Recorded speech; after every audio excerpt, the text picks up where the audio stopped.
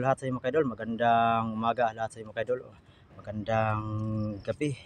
So binalikan ko kaagad mga kaidol kung saan ko nakita si Kikong. So dito pa rin pinuntahan ko pa rin yung area kung saan nakita ko si Kikong mga kaidol, na sabi ni Kikong na kinubinsi kami na sumama sa kanya kasi yan ang sabi daw ni Bako mga kaidol. So siguro tungkol doon sa kwintas niya mga kaidol, no, na so yan ang parang ginaguide siya sa kwintas ni Bako na pinasuot ni Bako kay Kiko mga kaidol, kaya yun ang na bigkas niya na isama kami doon sa grupo ni Bako mga kaidol.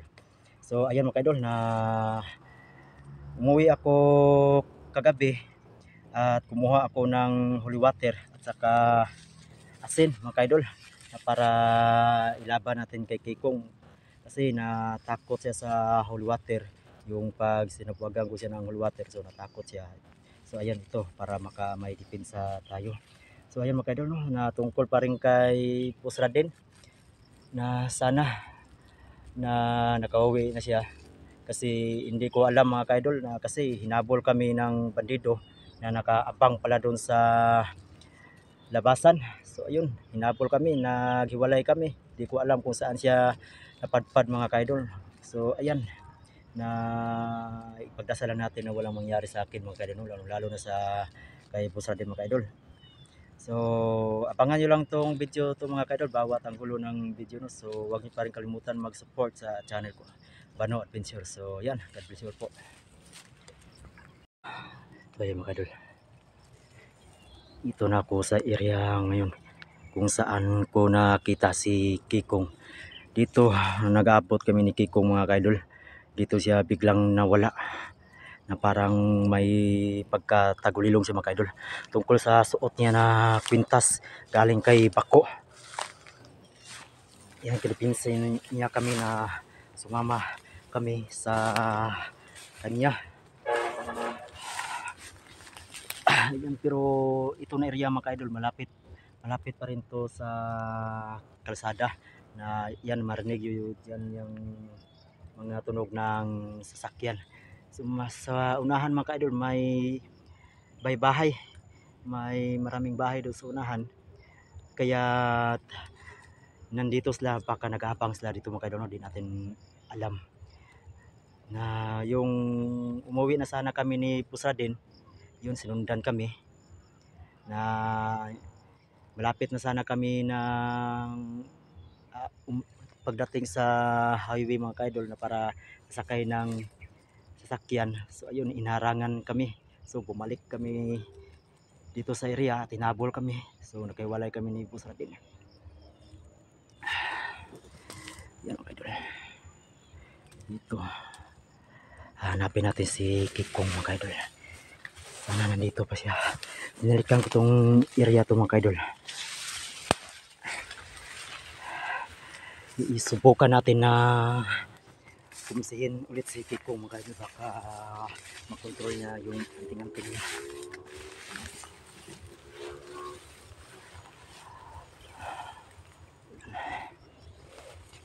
Pero may dala pa rin tayo na baril, baka sakali.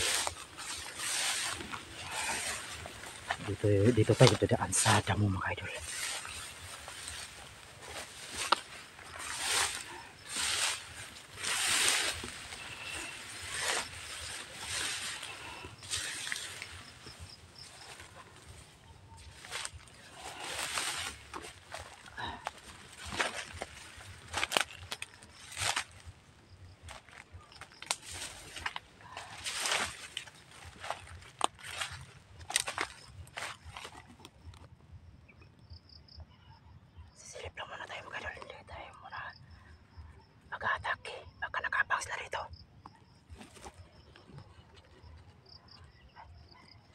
Natin dyan.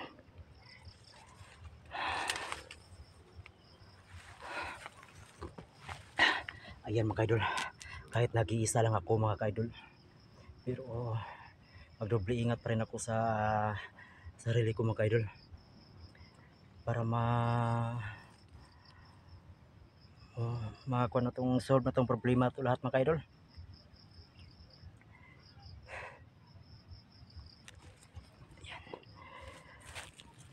Lalo na si Kikong napasakamay na ni Bako.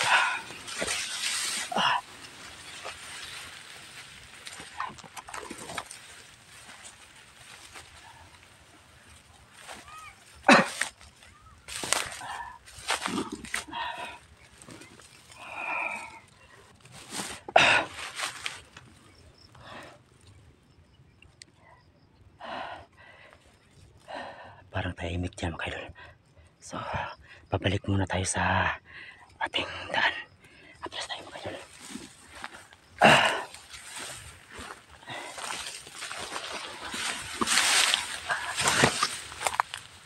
Ang gati ng damo.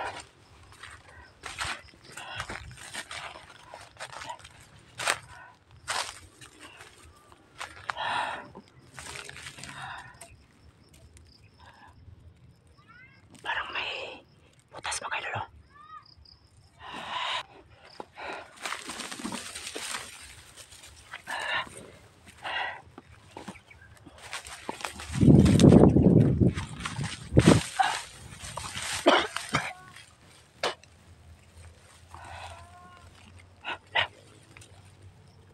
May pusis mga idol.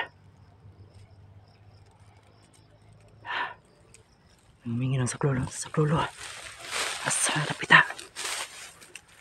Ayan, tingnan natin. Kakapangin at baka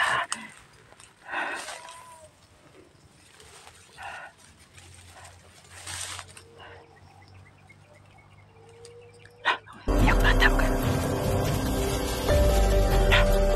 Bata ka na. Sa igapos. Tinalian ng lupit mga idol. So yan. Tingnan natin balik baka nakaabang sila. Tingnan natin.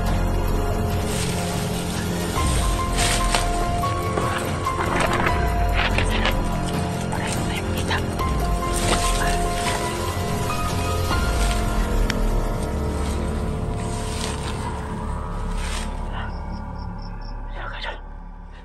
Tingnan natin sa paligid baka nakaabang sila. Wala. Yan. Nilapitan natin.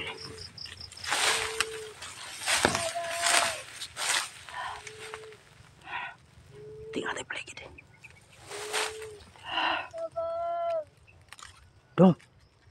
Dong. Ay, sapa na nga. Kailawasan tika.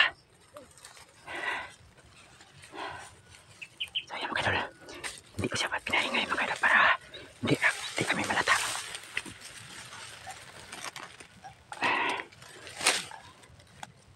Ayan. Tanong mo nito mga idol. Iligtas natin to.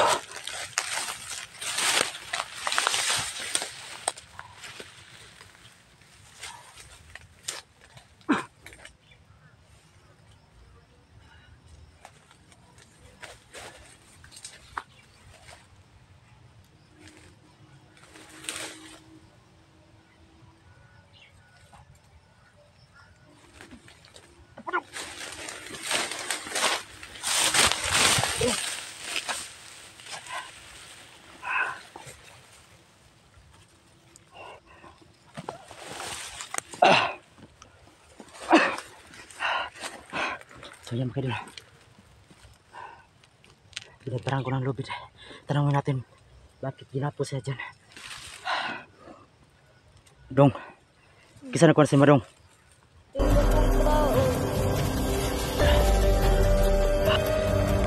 Nag-usap mo dito Dong? Ngaoy? Asay mo kuya? Nakausap po? Sige. Ikuha. Asa dapat? Tadlo. Asa?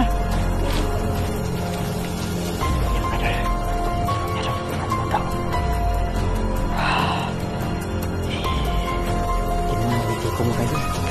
So, itong bata pa mo kayo. Pinanghalo pala dito. ayan, nakita ni Kikong yung tinali niya dyan.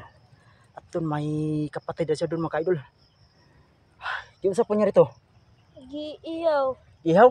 Mm. Patay. Di ka dukol ka diya. Di ka dong. Di ka. Oh. Di ka. Ayaw hawa dia. Oh. Kay balikan natin ka.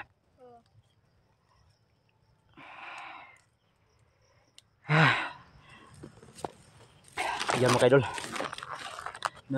Nandun daw ang kapatid niya. Inihaw daw ni Kikong. So, iwanan ko siya dito mga idol para patago ko siya. Balikan ko lang siya. At putahan ko muna dun. Yun ang ating tingnan mga idol. Nangsimula naman si Kikong mga idol. Dira na ka dong ha? Oh. Dira ka. Kaya tuwasan ako ito. Kaya siguro na ko ito yung ikson mo. So yan mga idol.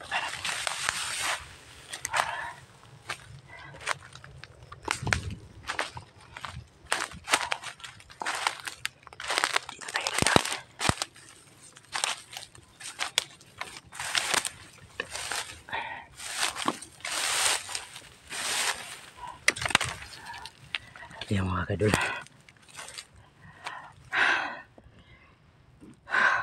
Nagsimula naman ang lagim ni Kikong mga kadol. Diyan sa unahan mga kadol, maraming bahay dyan. Siguro yung bata at kapatid niya nangahoy. Nakita ni Kikong. Ayan. Tinalian. Ang kapatid niya nandun, so putahan natin kaagad mga idol, baka naihaw yung pagkatotoo ang sinabi sa bata.